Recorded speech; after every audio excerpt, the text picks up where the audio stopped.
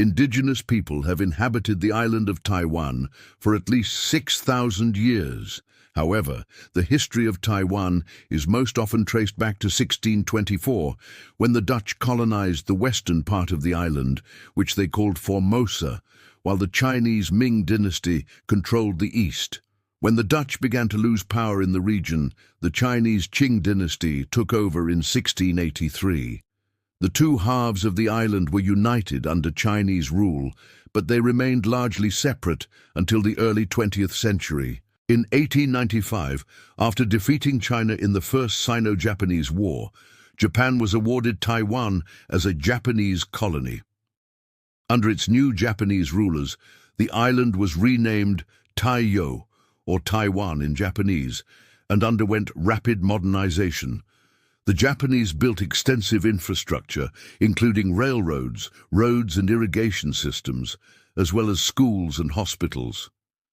They also introduced a new currency and a legal system based on Japanese law. In addition, the Japanese government encouraged the immigration of mainland Chinese laborers to Taiwan to work in the mines and on the farms.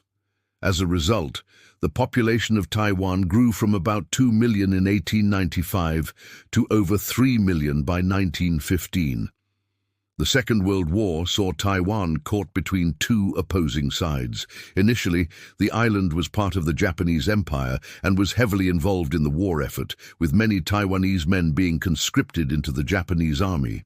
However, as the war turned against Japan, the island became increasingly vulnerable to attack.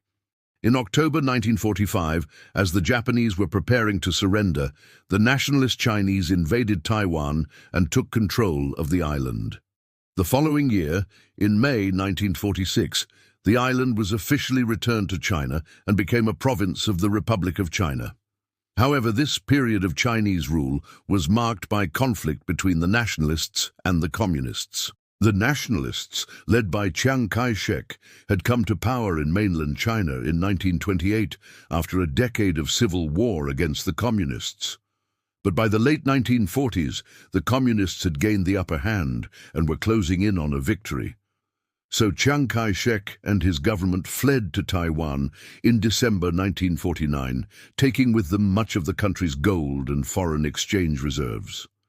This sudden influx of wealth made Taiwan one of the richest places in Asia, even though it was still very poor by Western standards. The Kuomintang, or KMT government, was determined to prevent the communists from ever taking over Taiwan. To that end, it enacted a series of policies designed to suppress any opposition, real or imagined.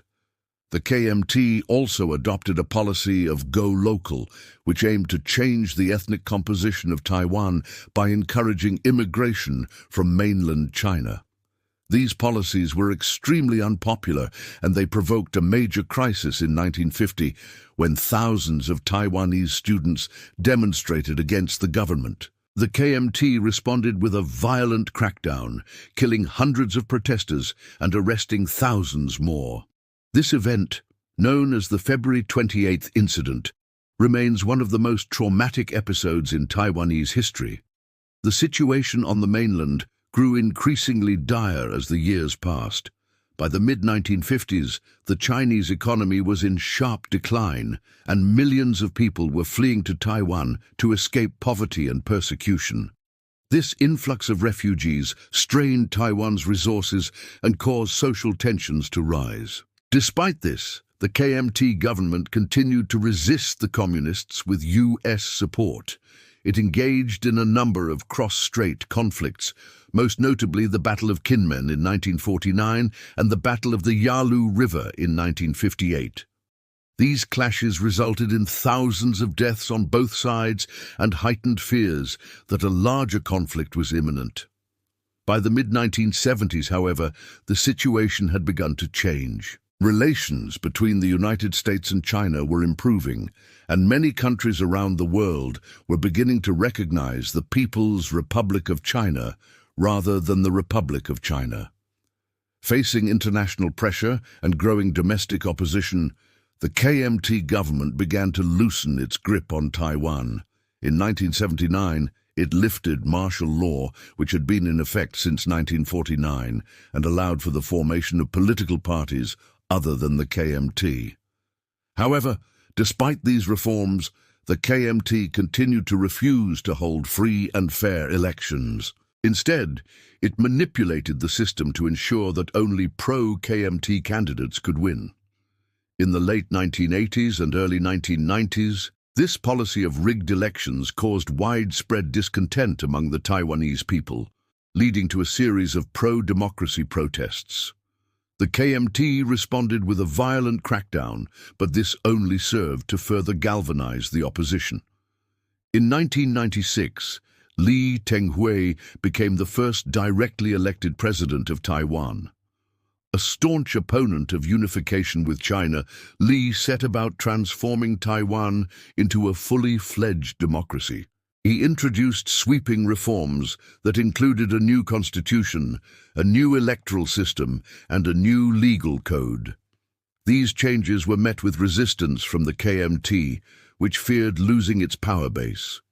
But Lee was able to push through with the support of the people. In the years since then, Taiwan has become one of the most prosperous and stable democracies in Asia. The economy has grown rapidly and the people enjoy a high standard of living.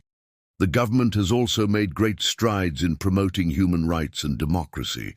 Taiwan is now seen as a model for other countries in the region. Today, Taiwan is a vibrant democracy with a strong economy and a rich culture.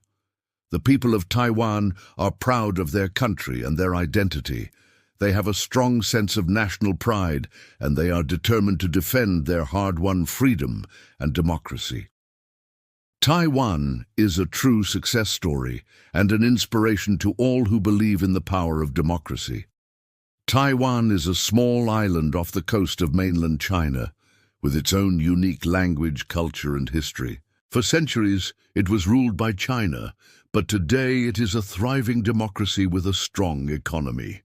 In recent years, China has been trying to claim Taiwan as its own territory, but the people of Taiwan are determined to stay free.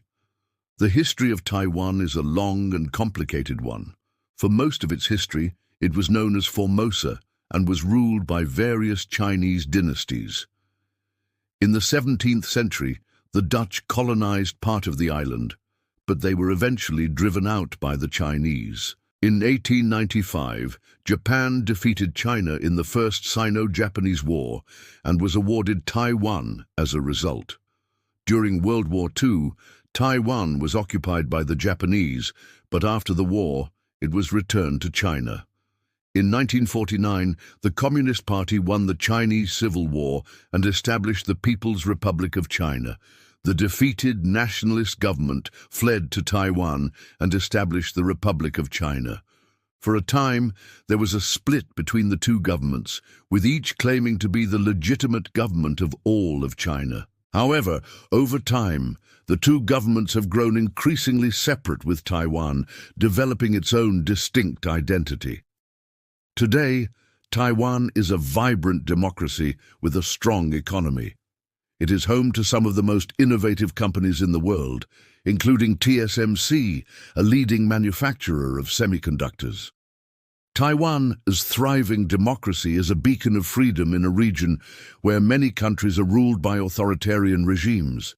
The people of Taiwan are proud of their democracy, and they will not let China take it away. China claims that Taiwan is a breakaway province, and that it will eventually be brought back under Chinese control by force if necessary. However, the people of Taiwan are not afraid of China. They know that they are capable of defending themselves, and they will not give up their freedom. The future of Taiwan is uncertain.